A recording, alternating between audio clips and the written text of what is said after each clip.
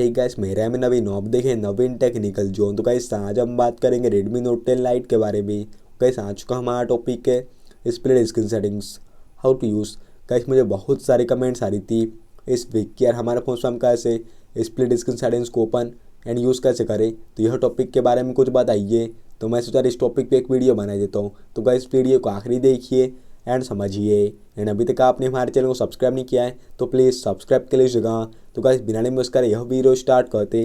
तो आप सेटिंग्स में जाइएगा एंड यहाँ पे आप नीचे आके देखिए एडिशनल सेटिंग्स ऑप्शन पे।